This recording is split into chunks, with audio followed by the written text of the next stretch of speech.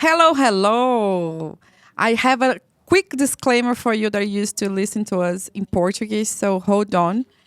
Esse é um vídeo em inglês, sim. Nós temos uma entrevista especial com um professor meu lá em Israel, que é o Dudu Mimran.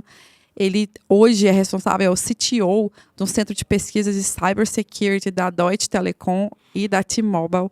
É o cara assim, que para mim entende mais desse assunto hoje no mundo e a gente bate um papo incrível com ele em inglês. Fica aí, curte esse assunto, deixa seu like. E for you that are coming in English, welcome! That's our first video in English. Hope you like it.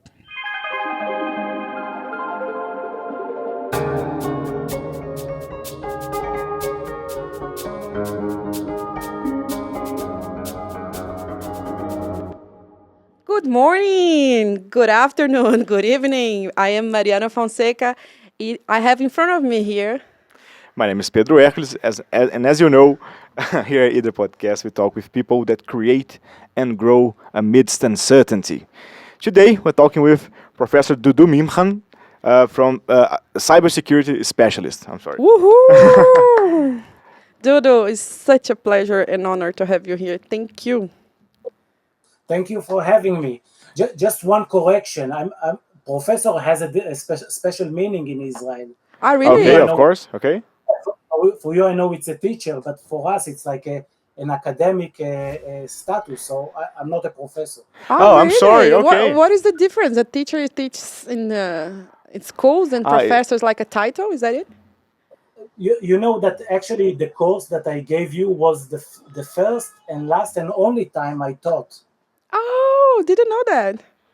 Yeah, so it was some kind of experience I wanted to have, so I came to teach you. But So I was usually- so lucky Oh, to I have see. you. I'm sorry. Okay. So for you guys that are listening to us, I took classes in Israel, in Jerusalem. Dudu was one of my teachers at Hebrew University about innovation, technology, and of course, cybersecurity. So, I'm feeling fancy now. I had the chance to have the best classes ever. Thank you. Oh, so, for you guys that are hearing us speaking English for the first time here at the podcast, it is our first English spoken interview. Yes, that's ever. true. So there will be a lot of mistakes in English. So professors and teachers, English teachers are out there. Please correct us in the notes, in the comments below after this. Okay, so we start with the same question that we start for everyone else, Dudu, and then we go from that. So what do you do for a living? Big question for you, Dudu. I don't know, all kinds of things. I think maybe from a personal level, the major thing is that I'm a father. I have a nice small family with 3 kids, married. So that's for me, that's the main thing. That's a lot of things. Yeah, but from the business aspect, so I'm in like recent 30 years, I've been hovering around cybersecurity. Okay. But more specifically, in recent 16 years, I'm playing the role of Chief Technology Officer in Deutsche Telekom Research Labs at Ben-Gurion University. Deutsche Telekom is a very large company in Europe. You also know it by T-Mobile also. Yes.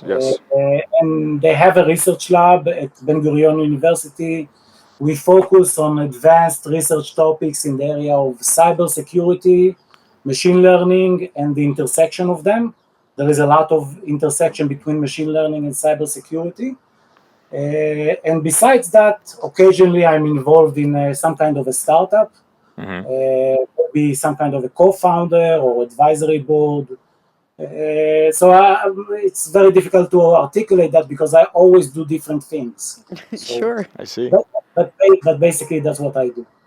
So for you listening to us, that's like Dudu knows a lot about cybersecurity, and Ben-Gurion is like the holy grail for anyone that is looking to understand cybersecurity. It's the biggest place, I think, in the world, right, Dudu, that's studying and searching all the issues involving cybersecurity. So I think we should start with the first question. What the hell is cybersecurity, Dudu? Because I don't know people really understand the whole concept of it. You know, it's an interesting question, and if you ask people involved in the industry, I think you will get totally different answers. So I have my own special version for that. Cybersecurity is indeed an industry. So indeed, there is an industry with companies and directions and verticals, etc. But it is an industry that exists because there are problems in the technology industry. So if, for example, all the technology industry was working properly and there weren't bad people that can use and exploit the systems to achieve their goals, then cybersecurity industry didn't exist. Yeah. So I always call it like some kind of the healthcare industry for technology. so that's like my like simple definition. More specifically, I think technology, especially in recent 20 years, has accelerated very, very fast. Yeah. And when things are being built very fast, they usually, when you think about, let's say you are starting a new product, technology product, and you are thinking about the different aspects like user experience, billing, etc., then security becomes like the least priority because no one gets a benefit from that, and it costs a lot. So when you have a fast innovation, then you get actually a lot of technology which is not secure by definition. Yeah. And on the other hand, you have many people and organizations, starting from countries that have special interest up to corporates that want to do espionage, good old espionage, and hacker groups that are looking for money. So you have many people with a lot of motivation and bad intentions, and they are abusing these weaknesses in technology that was built. So cybersecurity industry was built actually to close these gaps, to close all these weaknesses, and to enable actually big businesses and consumers to enjoy technology as it's supposed to be. Sure. And that's a lot of facets you were saying. I think it would be nice to explain a little bit for people that never thought about it. But any startup that, for the concept, startups use technology, right? But any startup that is using technology should at least understand a little bit of the security of the product they are giving to the market, right? And that's in a minimal scale. But you're also talking about country security, data security for big companies, for important countries and banks and all of that, right? It can be little and can be huge, right? Yeah. When you think from a security point of view, the defensive side, there is always the offensive side and the defensive side. We call it in the security industry the asymmetry of defense, which means when you want to defend something, you need to invest a lot of money to close every hole, every weakness. Yeah. So you need to be aware about the weaknesses, which is a very challenging task because products are very complex. Even think about the most simple product, then it is using a lot of technology coming from different companies. If it is hardware, then you are using a lot of components coming from supply chain and third parties. So even understanding what we call the attack surface, actually the set of weaknesses that exist in the technology, this is something very difficult. And on top of that, you need to close everything.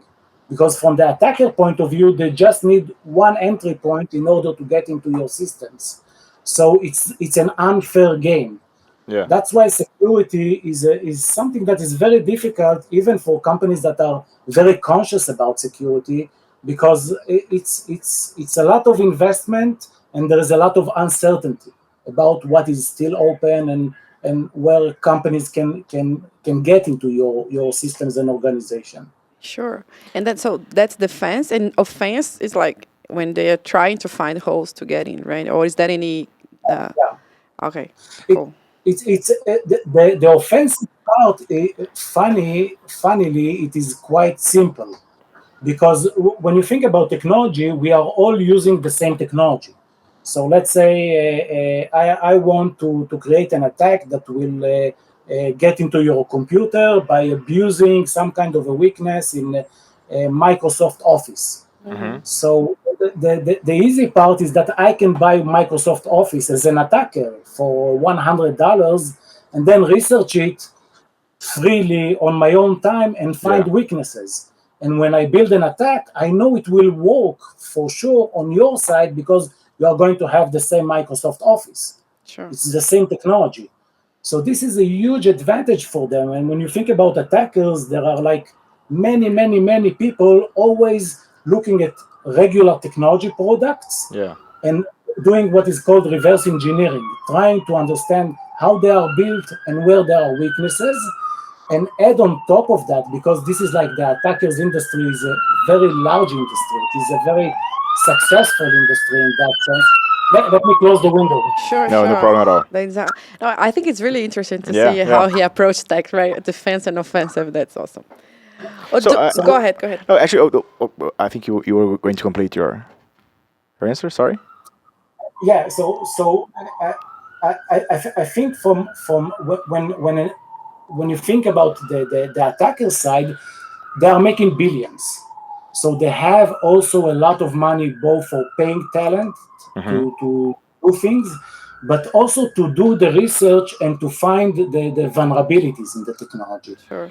So it is really an unfair game in that sense. When you compare it to other areas, because it is basically security, cybersecurity is some kind of a military area, some kind of a conflict. It's not a regular industry. Usually you are dealing with people that are trying to attack you and you are trying to defend.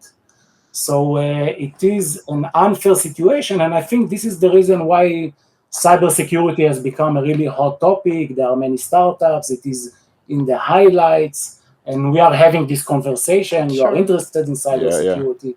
So I think that is the reason, because in a way we are on the losing side, the defenders, the good people. We are on the losing side because we are just playing catch up. to check, but the offensive, when you say I like the asymmetry you were explaining, but the offensive can also be good side sometimes when you're looking for counter securities or in a war situation or even crimes, like you need to understand a logic of what happened in a crime or in a situation. So it's also can be a good startup for offense as well, right? Or a company or not. Am I wrong? The offensive side is definitely happening in what is called legitimate situations, like countries creating competence in cybersecurity or organizations. So definitely this is like a reality. Maybe if we go into something more root cause into that, is that when you think about technology or everything, every tool that people create, then that tool can be used for good or bad. Sure. Every tool. You think about your kitchen knife. It can be used for good, for making food, but it can be used also for bad things. And the same from technology point of view. And when you are saying the offensive are not necessarily the bad guys, first I hate the bad and good, because this is irrelevant. It's not bad and good, but it is some kind of an arms race. So it is an arms race that people are just running without stopping, and there is no window for stopping, because if you are late a little bit, then the damage can be really good. So everything is it's some kind of a force of nature that is happening. It's very hard to justify that. Of course, there are like terrorist groups and adversarial countries using it for bad intentions. But it seems like everyone is doing that now.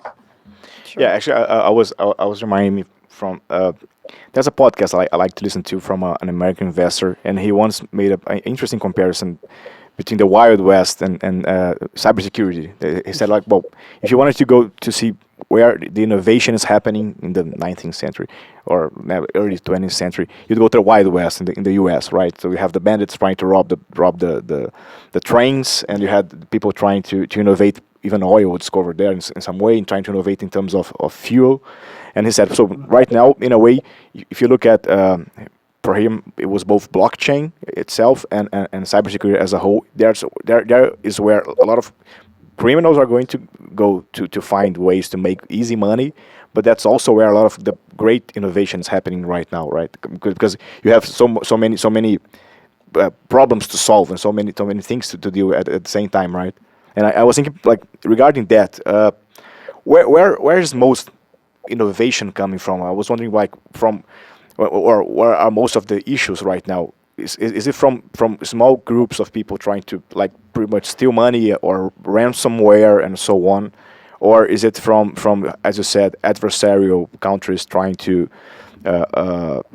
sabotage infrastructure and war like behaviors like that? Where is most of your work coming from right now? Where is most of the trouble coming from in that sense?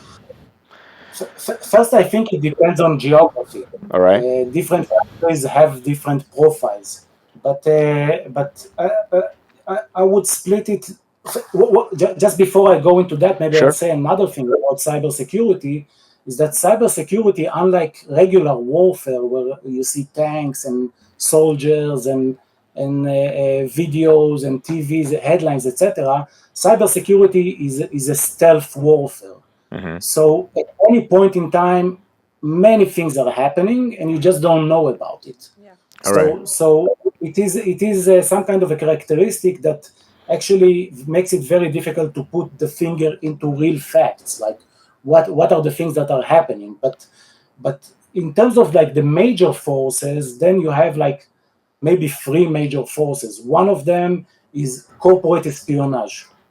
Corporate espionage has been always a big motivation Yeah. for different parties. It can be like competing companies, but it can be also activists against a large company. Yeah. And this is the case with China and the US. They allegedly stealing intellectual property. Sure. So that is like one big bucket of activity. The second one, which is the more advanced one, this is the nation state. Nation state means, like, Yeah. countries creating competence both to defend themselves but also to achieve goals on the targets. Israel is one of the prominent countries in terms of competence in that area. It's not our fault because we have naturally, like, many adversaries. So Yeah. when you have many adversaries, then the good thing about that is that you are becoming sophisticated. So that's the other pile, and there is another growing pile, which is like the cybersecurity as a service, and that is the whole area of what you hear about ransomware, which is like this is like the latest fashionable kind of attack. Yeah. Which the attack maybe hides your files and you need to pay some ransom and then to get your files back. So this is like the what I call the general purpose industry. Only the money making. They care only to make more money. Yeah. Yeah. And over there you have a very complex industry. It starts from small attackers. It can be like one person at home or even a small group, up to companies that are really building tools for carrying those attacks. So they can rent you tools. So if, for example, I want to attack a certain company, I can buy massive tools, massive servers that I can deploy my attacks.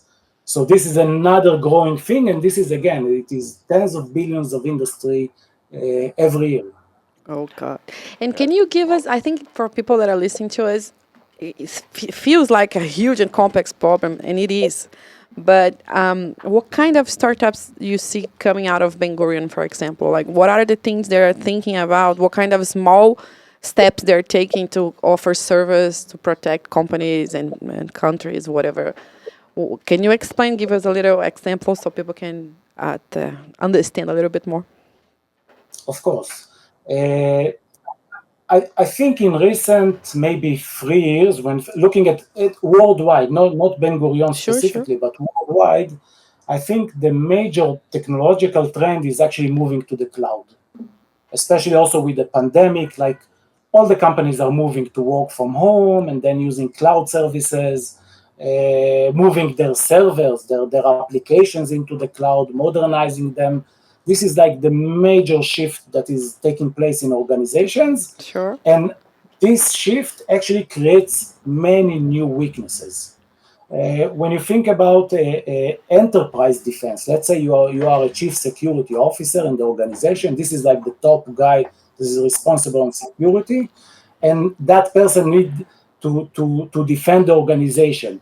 So if you go back like 10 years ago, then what you did, you created a perimeter surrounding your assets. Yeah. The perimeter, which means you blocked the access into your organization, and within the organization, everything was okay. So everyone were approved to get into the organization, and then everything was okay. But when you move to the cloud, all this perimeter concept actually breaks down, because now you are running part of your application in AWS and another application in Salesforce, and so now your Each IT one of them is have actually, their own server anywhere in the world. Yeah. yeah, now there is no IT like a data center. It's Yep. actually all over the world. And that is a very low-hanging fruit for attackers. Yes. So when you think about startups and innovation, like 80% of the innovation in recent 3 years is actually about cloud. Cloud Whether protection. whether it is protecting, providing some kind of new approaches, how to identify users and authenticate users when they are accessing cloud services, up to protecting specific applications that are running on the cloud from malware and all kind of things that can cause harm, data protection. When you think about regulation that is coming, so it enforces a lot of activities into data protection. Regulation is a major force in creating new startups. So this is like the major part. And then you have branches. One of them is into hardware security. Hardware security means IoT, or cars, autonomous driving, smart factories, etc. This is like a big territory. Usually there are startups over there, but these startups are more like deep tech type of startups. Like, So, Dudu, I was curious because I remember it was really important topic like ID, privacy, all these issues, especially for individual. Is that still a hot market, or is there are there solutions startups addressing that issue also? Because you're talking about companies, but I'm worried also about individuals. Like, how can I protect my data, my ID, and all of that? I think the issue of data privacy and data security is of course a big issue, and I think it's still open. Nothing really changed in that respect. Okay. The problem with that is that it is a very big problem, and it is something intrinsic in the way the systems are built, the way Facebook is built, the way file sharing works, etc. So even from a startup point of view, you don't see many startups in that area, because it is like a very big problem to solve. It's like it's too big to start with that. Right? And when you, as an entrepreneur, when you want to think about a startup, you're always thinking about your go-to market, how you are going to have a fast way to sell your product and get into the market. And this is kind of areas that it's not fast by any definition. On the other hand, there is like the whole world of decentralized technology, like crypto or tokens, etc. And over there are very good solutions, or the right solutions to solve the problem, but it is an emerging technology, and only small part is using that, and it is controversial because all the crypto valuations and money that is running over there. So it will take some time to have like a serious alternative.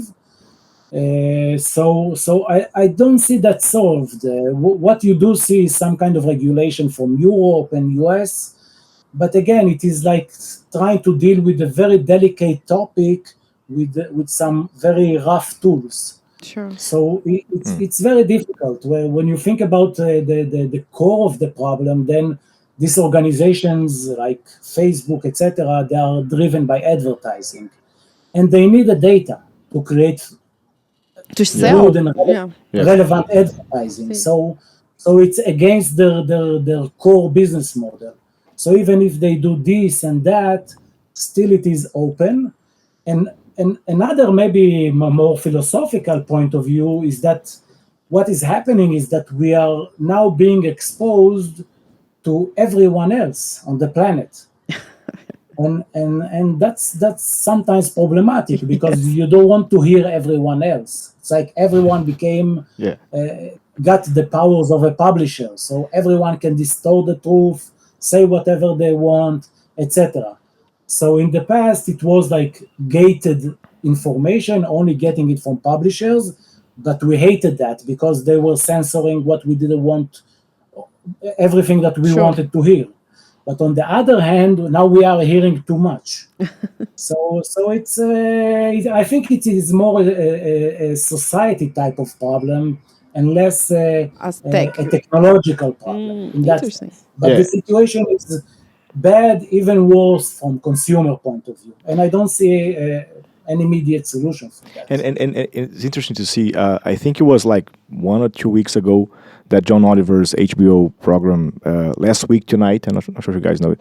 Anyway, he was looking into the topic of privacy, but not exactly in terms of security of it. He said, but there are many companies that buy like raw data for advertising purposes, and then what they figure out is like one person can pretty much go into the internet and buy packages of data, anonymized data, supposedly, and pretty much identify someone like by crossing that data. Like the guy found Oh. himself like in let's say in like freely traded databases he could find himself. And like a woman did the same, and you have that's a kind of issues as well, right? Like in the U.S., you can buy and sell anonymized data without like personal like Sure. social security numbers and name, etc. But pretty much if you cross enough data banks, you find a guy or database. Sorry, you can find the person, right? So you have that issue as well. Yeah, definitely. You can today you can track anyone. Yeah, Anyone that is active on social networks, you just cross it with any data type, you can identify anyone. So and selling data, sharing data for advertising is happening always massively. I'm always getting angry because I'm using a cellular company, and every week they are calling me to sell me a service to join them. It's like, and I think people are becoming, it's like it became chaotic. So people are not even having handling on the data, understanding what is the data. So it's just like mass advertising and mass communication, etc. So indeed, it is a problem. I think from privacy point of view, the more difficult problem is the deep tracking Yep. because there is a difference between the data that you publish, let's say on Instagram, that is visible and you control it and you know what you are publishing, versus how you interact with Instagram in terms of what you are watching, what you are liking, how many seconds you are watching a certain clip versus the other clip, and the type of data that is derived from that and being sent into Instagram and being used for all kinds of things. So today, of course, it's being used allegedly only into advertising, but theoretically, this is like a free enterprise, so they can do whatever they want. Maybe they can, I believe Facebook can create an emotional replica of me, which is not bad. yeah. So Like it's So a good proxy I of think- Dudu. It's not a perfect proxy, Yeah. but it can be. I think this is the deeper part of the problem, or what Google knows about me. If you Yeah. are using Gmail and you are using Google Drive, then they have everything. And just think about the recent conflict with Russia and Korea, where it was a brutal activities from both sides, even from the US, like shutting down services, Yep. taking the freezing assets, etc. So imagine Google was a Russian company, and now the US would have taken their data servers. Yep. So eventually you understand that you cannot trust the service provider in 100%. And the amount of data that you are contributing is out of control. So the only thing that you can do is just, I think, live with that. Because it is some kind of problems are too big.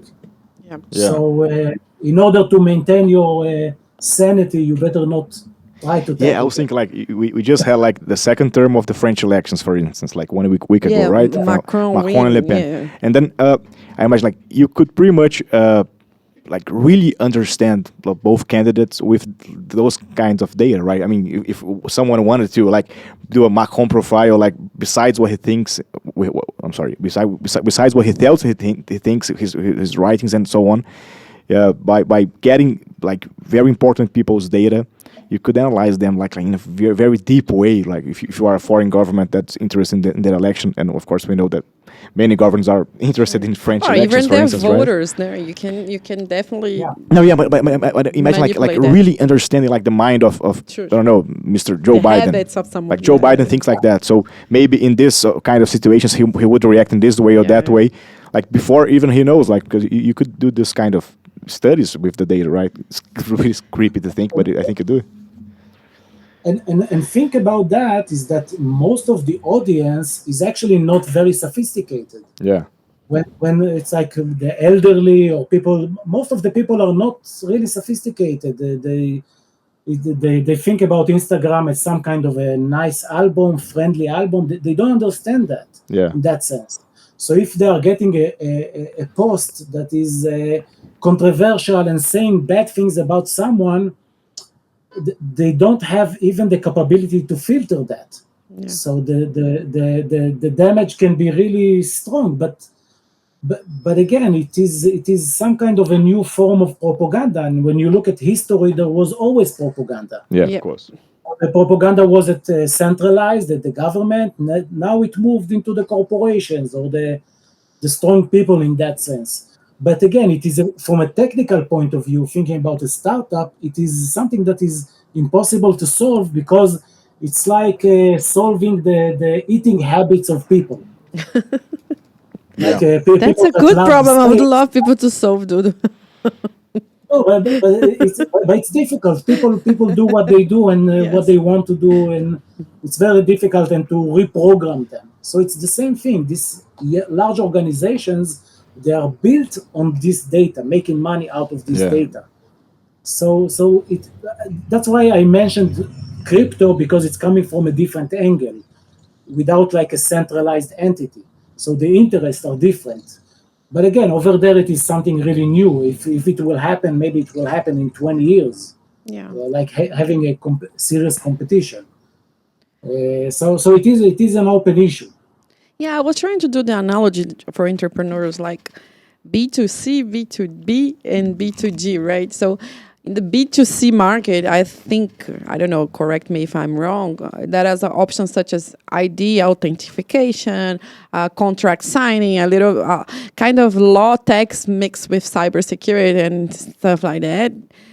I think that's something we've seen so far here. And in the B2B, I think there's a lot of things that we already said, like cloud protection and understanding all the gateways and process that you can protect, and of course understanding the data and the users and all of that. And the B2G, I think there are huge and complex things that I don't know, but I'm not I'm not sure, but there's a lot of things going on as well, probably, especially with all the e-government and all the things going on right now, and the traveling countries exchanging data and all of that. So those are the I don't know, the quick overview of the scenario. But as I understood from you, the big market is B2B. It's helping companies to be more safe, right? And when you see this B, we are talking about what kind of companies need a lot of startups, cybersecurity. Is that banks, health companies with data? What are the big clients for those startups? I think financial services has always been like one of the big buyers of cybersecurity on all kind of needs, but it has always been this way. Cybersecurity became a concern for every organization, Sure. even mid-sized organization, etc. So the general purpose type of products like antiviruses or alternative to that, this is something that is also like a big chunk of the market. Yeah, we And all then used there to are- buy antivirus. That's something that I haven't seen in a while. That's like, no, Everybody does it already. Right? It's not something you Yeah, go like to buy. Yeah. Norton and McAfee and Yeah, those yeah, companies, yeah. right? They used to sell antivirus No, first. but there is big innovation in antiviruses. Actually, what has happened in recent 7 years is that the old legacy type of products, the McAfee and all these type of products, have become incapable of stopping attacks. Oh, okay. And if I'll go a little bit technical, just a little bit. No, you No. can go. We have some nerds listening to us as well. They'll like this They part. will Maybe love we won't understand, but they will like it. We have some fans, but please go. So maybe 15 years ago, when computer viruses started becoming more popular, Yeah. the pace or the amount of viruses that you would get new viruses every month was quite low. Maybe you would get like 2 new viruses a month or something like that. So the regular technique that was employed was when you found the virus, you would take some part of it, we call it as a signature, and then later on, when files were being transferred, the antivirus was looking for these signatures, was looking for the malware. That was the main approach for looking for viruses. But at some point in time, maybe 10 years ago, attackers created some kind of a major innovation leap. By the way, attackers are serious innovators. Yeah, Sure. You should hire ones if you have the chance to attack your product. They are very resourceful in terms of finding new ways. But one of the major innovations is called like polymorphic viruses. And polymorphic viruses was, let's say I'm creating one virus. Then polymorphic viruses means that I will take this virus and I will create 1 million variations of this virus. Oh. It will do the same thing, but it will not have the same signature. So eventually, what I created is like 1 million new viruses. All right. And then antivirus products failed to identify all these variations of viruses. So when you think about legacy antiviruses, they are not very helpful. Maybe you may feel safe that it's on your computer, but they are not very helpful. And then you have a genre of very big wave of startups and companies that were looking at this market to replace the antiviruses. And I think the leading one is CrowdStrike. CrowdStrike is a public company that has, it's a huge company. They are coming with a new approach. And coming from different approaches using machine learning to learn the behavior of something malicious versus looking for something specific. I'm involved in a company called Morphisec, which is using something called moving target defense for like always changing things around in memory so the attack will fail naturally. There are different approaches, but everyone are looking to replace these antiviruses, which is like several billions market. So this is like a big innovation wave in terms of replacing. Secure access, I think for B2B is one of the biggest things, because it's not only for me to connect via VPN to the organization, it's also for me to connect to all the SaaS services, like to the Salesforce and the other services, Gmail, etc., but in a secure manner. So this is a big thing, especially with the work from home. So I think on B2B there are like many opportunities, but there are also many competitions. Today, the state in cybersecurity is that whenever someone comes up with a creative idea for a new product, it takes something around like 6 to 9 months until you have something around 10 competitors. Wow. Solving the same problem, maybe a little bit differently, but solving the same problem. If someone showed the pathway, they all copy and start.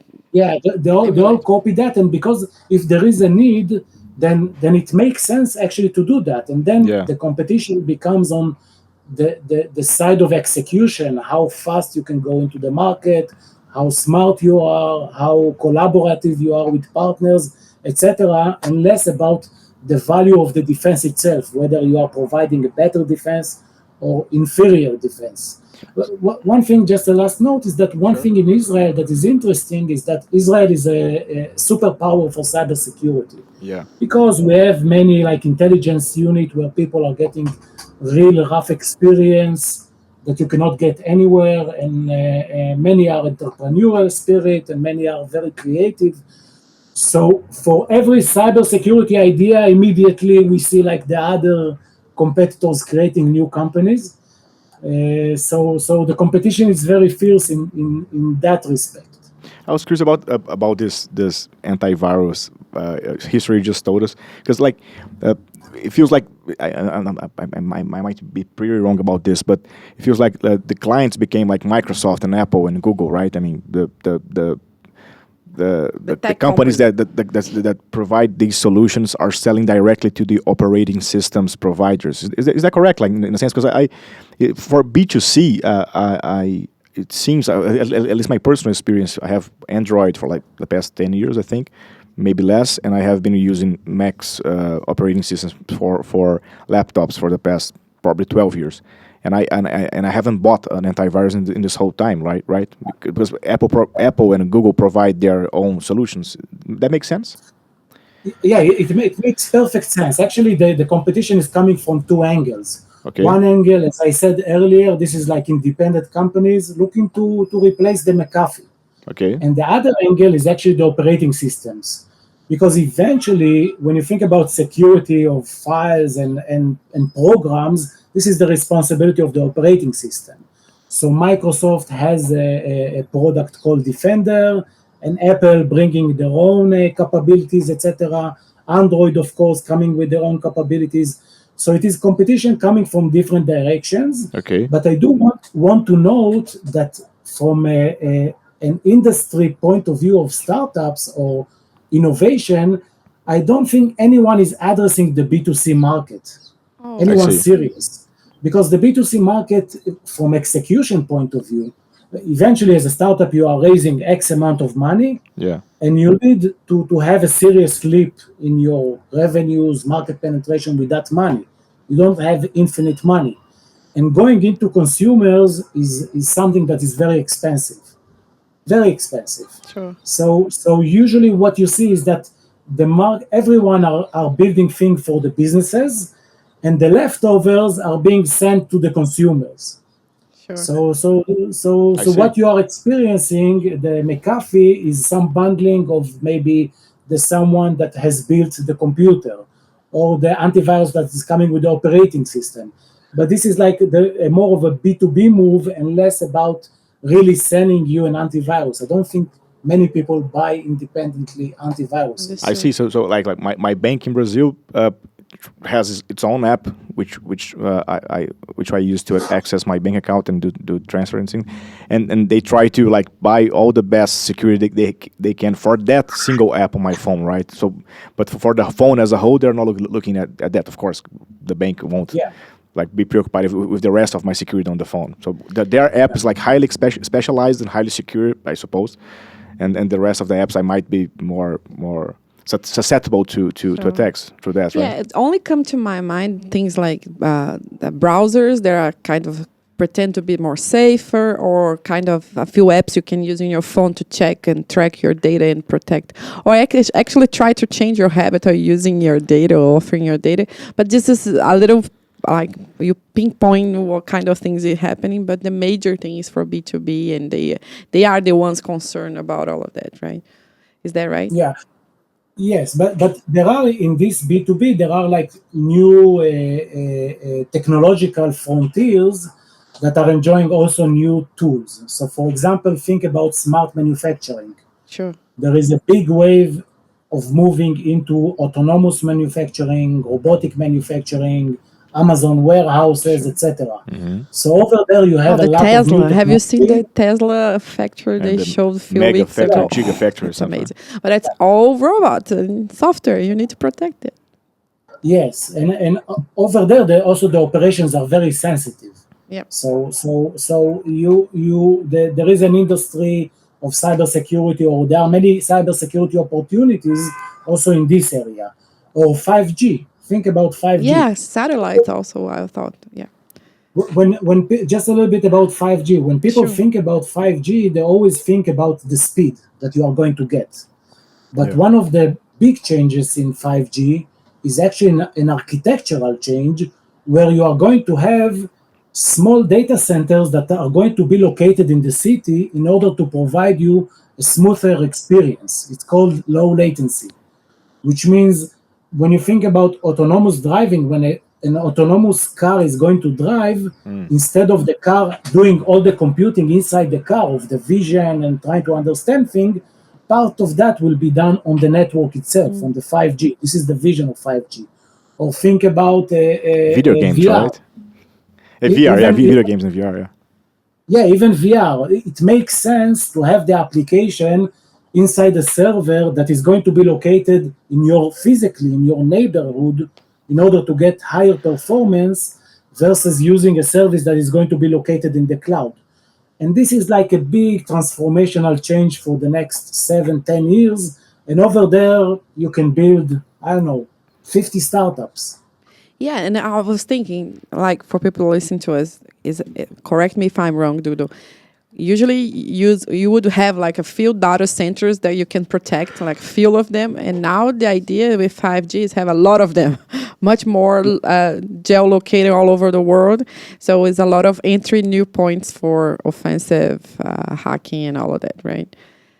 Yes, exactly that, and the cost or the risk of hacking into that becomes much more serious, because it's not only intercepting your phone calls as it was in the past. Yeah. Now it's actually intervening in your application. Think about a smart city that everything is autonomous and everything is with computing, etc. Someone that can hack into that, this becomes now critical infrastructure. You can really create damage. So the amount of computation, I always have a simple principle. Whenever there is like a new area with huge amount of new computation, it's always a new fertile area for startups, for problems and solutions in the solutions. area of cybersecurity. Dudu, and I think we should tackle also telephones and what are the main problems and opportunities. You are a CTO on the topic. What are the telecoms and all are the opportunities there as well? Telecommunications, yeah. It's for me, even though I'm working with the Deutsche Telekom, still the work is Deutsche Telekom is a large company, so it's touching like every IT area. It's not really about only cellular security. Sure. So we are really widespread. We can think about, in general, our work is either thinking about new conceptual type of attacks in order to know what kind of risks can be possible, and then to provide advisory how to protect against them beforehand.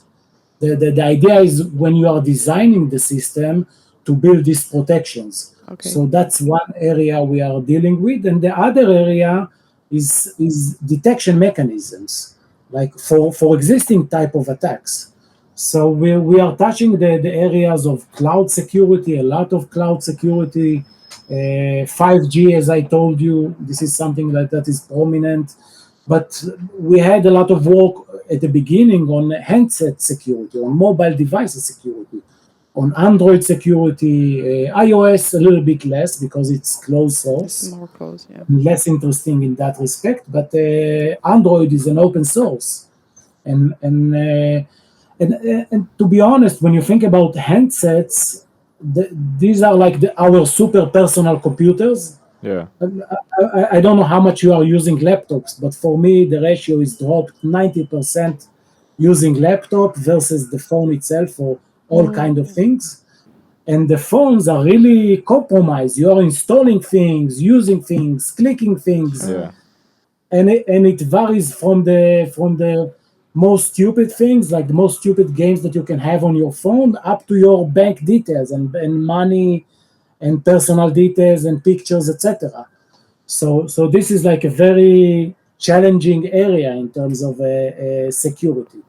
Sure. But for us, we are always looking again for new ways to attack and new ways to defense.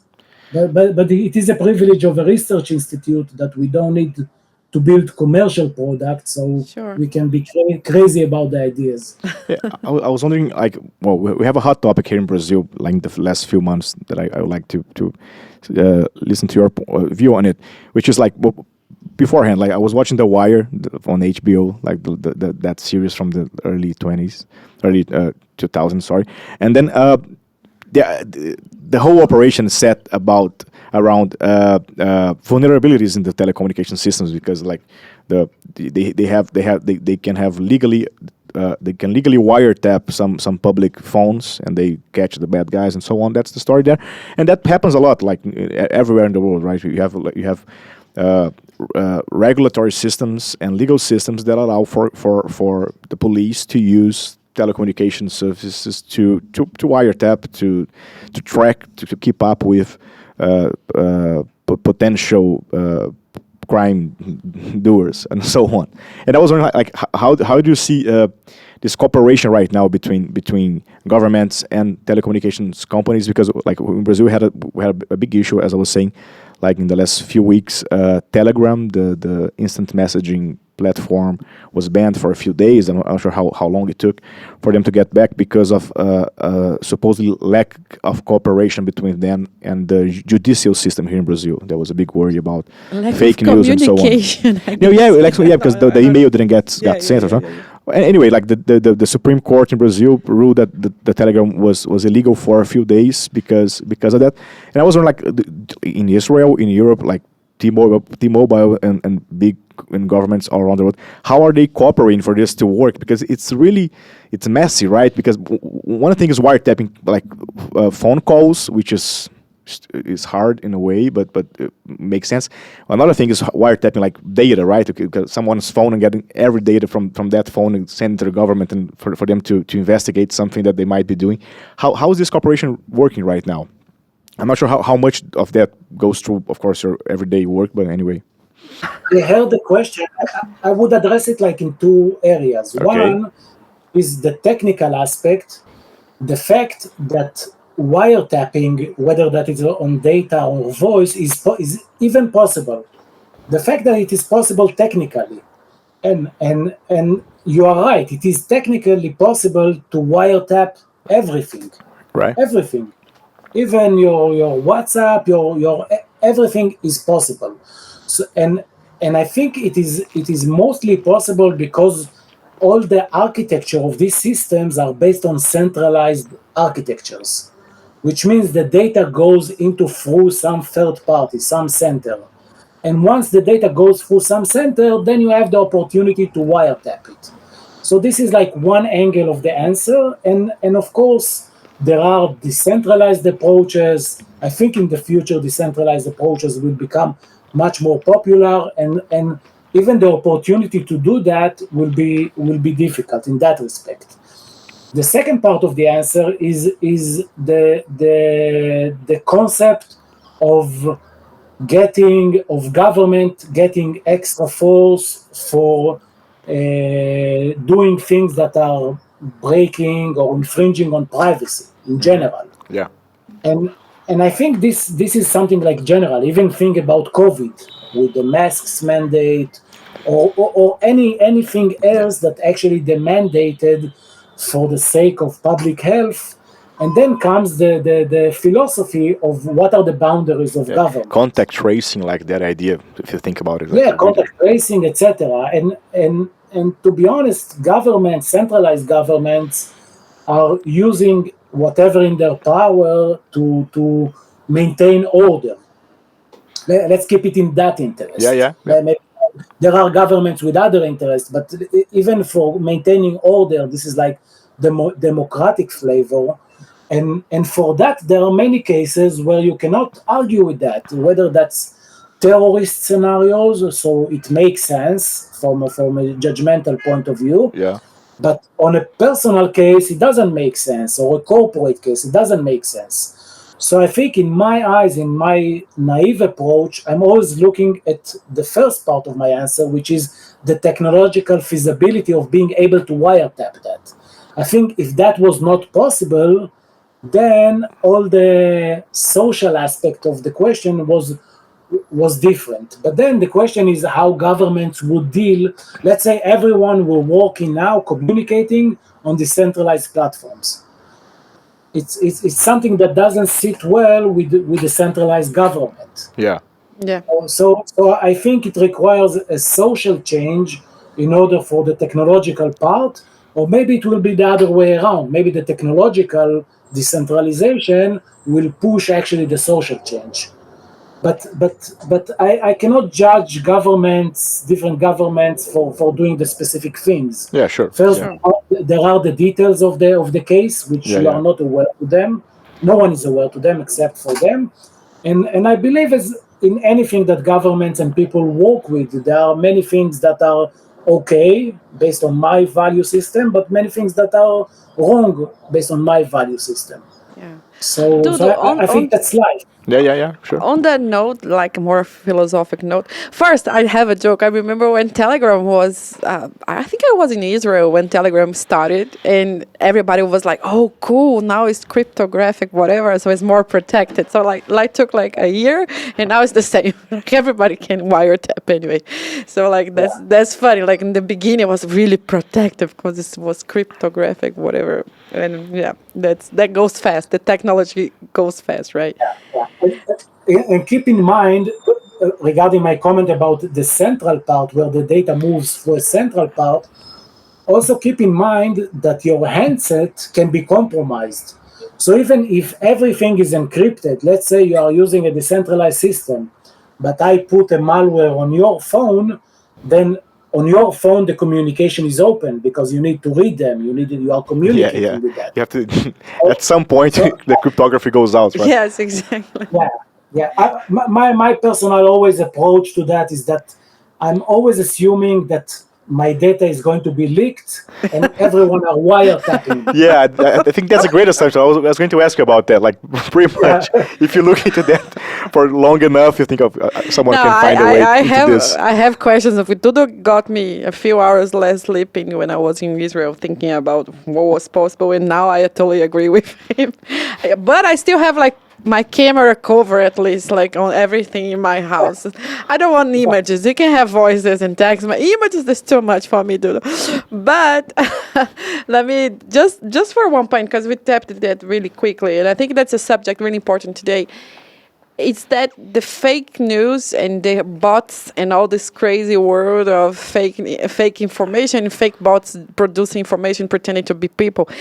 How do you see that? Is that something that's like, let it go, is going to happen, or you think that's a market as well? Just so we still talk about philosophical issues as well. Yeah. I think when you see bots in networks like in Twitter or Facebook, then there are like two types of bots. There are the sophisticated ones, which usually don't notice them. Yeah. These are the difficult ones. And there are the ones that, especially on Twitter, that are really noticeable, that you know them. And then comes the question, for example, why Twitter, if I can notice them very easily, why Twitter doesn't take them out? Yeah. And I think it raises a serious question about whether it is convenient in some manner for these networks to keep the bots over there. Maybe they increase engagement, maybe they increase content, views. Maybe they do stuff. I don't know what is the interest, but I think 80% of my experience with bots is that I feel that if I was on the other side, on the development of this company, then I would easily be able to take them out. But somehow no one bothers to do that. Yeah. So I look at them as some kind of a natural replica of nature, where humans, we have people that are nagging us, and then there are viruses. So also social networks have bots and Yeah. No, because I think my point for you was exactly that. Because a few days ago, we are all talking about Elon Musk buying Twitter and all this issue, and of course his point on freedom of speech was really important. But he said something that for me was really interesting. It was that he would fact checked everybody. Like everybody should have this blue tick on the profile so he could exterminate bots, so have a more clear conversation. So you have a freedom of speech of someone, not of a bot. And that was really interesting for me. Yeah. Not many people talked about that. And yeah, I love your point on that because why they keep the bots there? Why? That's really interesting. I haven't thought about it. Great. Yeah, Go ahead. There is when you think about technology, people, especially people out of technology, it feels like you can always design something that is very clean, like to solve the regular human problems that existed in the physical world. Now with technology to save them. But I think from our experience in the recent 10 years, we understand that technology is replicating a lot of what's existing in the regular human physical world. Yeah. And I think this is like a human tendency to do that. It's I don't know. It's strange, but people are strange. Yeah, we are going together with the technology, right? It's not going along. So we have a couple of questions to end our interviews. Yeah, but just I want one point. Yeah? I know Okay. we're running out of time because I just one point. Dudu, I want you just to give an example of a crazy thing that you know is possible and it's happened and people don't know. Because I remember a few classes of yours that I would get really crazy. Like, really? People are doing that and we don't know? I know you cannot tell all of them, but just one for get people hooked when on you go this have dinner topic. with your friends that don't work with that, you tell, I just saw this today, and they all like, oh wow. they skip dessert like, oh, I want to go home. You can pick something that is comfortable for you to say. Don't worry. In terms of cybersecurity, you're talking. Yeah. A hack or a crazy thing that Maybe some really innovative startup that you've just seen. Let me give you an example of a public story that was a little bit crazy, but it has, I think, also a human touch, a human nuance to that. There was a major attack that happened in the world, I think 5-6 years ago. It was called Not Petaya, and it was some kind of a virus that was using a vulnerability weakness in Windows operating system in order to spread itself. It is called it's not called a virus, it's called a worm, which means it can automatically, once it infects one computer, it can infect all the rest of the computers in the network. And it was like 18 hours, devastating 18 hours in the world, which means like I think all the public health care in the UK shut it down, shut down. I remember that, NSA, It was a serious thing. So one nice anecdote on that is that the attack itself was based on a vulnerability that was allegedly identified by the US NSA, and it was leaked. So actually the weapon itself was created allegedly at a government institute. Okay. And the more funny part is that the attack itself actually stopped by a mistake of one security researcher in the world that was trying something, and that guy was actually looking at the traffic of the virus, and he noticed that the virus, before replicating itself, it was always looking at some special internet address and then doing the replication. So this guy actually, with the help of other companies, they removed these internet addresses. That was simple as that. Yeah, and that immediately stopped the spread of the virus. And what actually happened is that the attacker, when he built the attack, he wanted to have some kind of a control on the spreading. So in case something bad will happen. So he created this special internet address, and then the virus, before spreading, was actually asking this address whether to continue or not. If-then, classic if-then in the beginning of the virus. So this is an example how cybersecurity is actually can be devastating, because it shut down huge amount of the internet and services and many critical infrastructure. But it was done by some kind of a naive, stupid guy that was doing it in a very dirty work, and some other guy found a hack at mid of the night to stop it. Awesome. So Yeah, it's That's quite the crazy. Thank you, Dudu. I remember there was actually can be a tip maybe.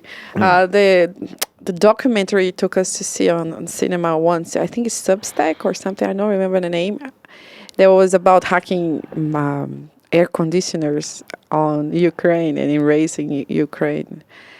Urania or something. I think that was an amazing documentary. If I find the link, I'll attach to the YouTube so you guys can check. You should look at the Cyber at Ben-Gurion website. Yeah. We are a research institute, so we are publishing research and we have crazy type of attacks, like broadcasting, leaking data from the cable of the screen.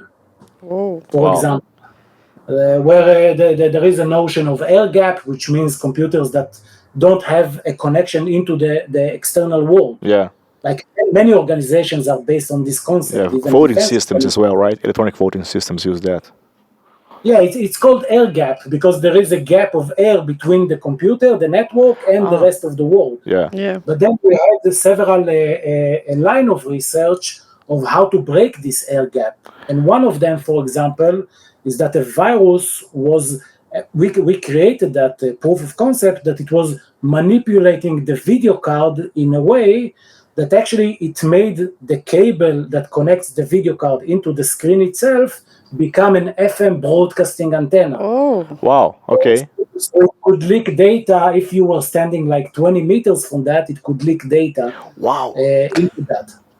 So on our website we have all the crazy stuff of huge talent. By changing the electric pattern of the signs that go into the cable, it becomes an antenna and broadcasts information from. Wow, that's really cool. No, it's amazing innovation. So, Dudu, this question will be a bit hard to translate, but it's important to do for you as well. We always end up with two questions. The first one is this: we have here on our table in Brazil a beautiful drink called cachaça. It's a Brazilian spirit made of sugarcane. Amazing. You should try it out if you haven't yet. I tried it when I was in Sao he came to Sao all Paulo. right. So you know how good it is. So we say, we wanted you to tell us about one fact, one moment of your career as a CTO or before that, that you celebrated, that you felt like you achieved something really great. You found out something really great. We call like the cachaças, like the moments you celebrate in your life, your professional life, of course. And then we call the tombos would be like the falling outs, maybe something that happened that was really hurtful, it was hard, a big lesson you had to learn as an investor, maybe as a CTO as well. So a cachaça and a tombo. So a celebratory moment and hard to learn lesson as well, please. So I'll start with the second one because my memory is much better at failure. Everybody, actually, that's a pattern here, Dudu. It's like 90% prefer to start with the failure. It hurts longer. So I had many. I can talk for hours about my failures. I'm proud of them even. But I think the first shock or thing that I learned a lot from that failure is on my first startup. I founded it on 98 at the .com thing, and at 2001, I think, or something like that, the company was doing good. We were raising like the next round, and we were supposed to get like the money, like having the checks. I think we signed things, etc. And then I was in New York, and then the market collapsed. It was like bad news, something like two days of bad news. And then the investors didn't answer our phones even. Ooh.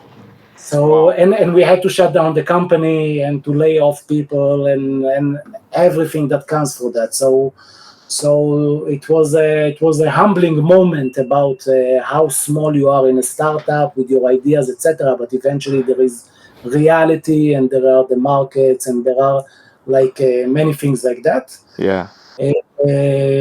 No, it's really hard to setting out a company to receive money, and that money didn't show up. It's always really complex. And I was young. I was like 28, so I was really naive. So it was like really shocking, and it was shocking because we did good we did good work. We did what was expected. So you expect actually to get the next stage, but eventually, it's life is not about what you expect. And a good moment. I don't know. Every time I was involved in seed funding for a company, as a CTO, we had several important vulnerabilities we uncovered. Serious ones in Android, in browsers, things that are really material, and we disclose them, and we made the world much better. I don't know, fixing bugs at some kind of production system that was down for 24 hours. Wow. With a team that was sleepless, and nothing like a production system going back online after 30 hours of some engineering stuff. Yeah. When it works, it's amazing. All right. Yeah, so many fragments of this and that, but I have to admit that the failures are much more prominent in my memory. Sure. And the last question, Dudu, usually we go for tips for things there right now you're listening, reading, doing anything. It can be books, it can be podcasts, it can be music, it can be TV show, anything that right now you're enjoying. It can be for personal or professional life, and of course, anything can make. Anything can make the list. I think we don't have any restriction here. No restrictions. But I better tell you that we have the best tip list in this internet right now, because all the people are coming here giving amazing tips for great books, great yoga apps as well. It is a link though. It must have a link. I should have prepared myself. No, just to give you a little pressure, dude. Just kidding. In terms of book reading, I think I told you when I taught you, I have a problem reading books. Yeah. Some kind of neurological condition, so I don't read books. I read fragments. But in terms of podcast, I'm a huge fan of podcasts. So the market ones are the odd lots, which is a great one from a financial, macro financial point of view. All In, which is a great insight into what is happening inside Silicon Valley. I have some weird ones, like the Portal, Eric Weinstein. Yeah, which is I like talking about things that are going out. I need to open my podcast. Sure. Yeah, the Intellectual Dark Web. It's a very nice podcast with some philosophical discussions, etc. Talking Machines. It's about machine learning, but also quite interesting. There is a podcast of Voices from DARPA. DARPA is the research organization of the US. Yeah, with the dancing robots that I love. Yeah, so it's very, very interesting. I'm a nerd, so Breaking Math, which is mathematics. It's a lot of podcasts, though. That's awesome. Because I'm only podcasts. I read, of course, on the internet stuff, but I don't read books. So I listen like 6 to 8 hours a day podcasts. Do you have an iPhone or Android? Just a curiosity. iPhone. Okay. Because it's close. Yeah, I was wondering No, it has viruses, but I've been involved in quite a bit of research on Android, so I know so much about it, so I don't want to have it. Yeah, I was wondering exactly that. I know so much about it, I don't want to have it. It's really hard when you know so much about anything. Dudu, I just need to thank you so much. You know, I'm a huge fan of yours, and I sending all my love for you and your family in Tel Aviv. Hope I get to see you soon. Now that the world is opening again, we can travel, and thank you for this moment. Sorry about a little tricky connection issues, and thank you. I hope everybody enjoyed it, Pedro. Yeah. Thank you so much, and thank you for your patience with the issues here. It was like really enlightening to listen to you. I hope we made some nice questions, because it's really it's a great field. So thank you very much. Thank you for having me. It was really fun. And don't worry about technical stuff. That's my life. Technical stuff. And for you listening to us, all the links are going to be below here. All the things, all the podcasts, all the university links, and all the tips we have here. And of course, the social media. Dudu has a blog and a social media, and he's active on LinkedIn as well. We'll link all below here. That's it. So, for you guys that have been listening to us, thank you once again. It was our first experience in English. I hope you guys got the chance to understand. I hope it went well. Please tell us how it went, how you guys felt, how it was for you guys to listen to Hidra podcast in English for the first time. And thank you once again. See you guys next Wednesday.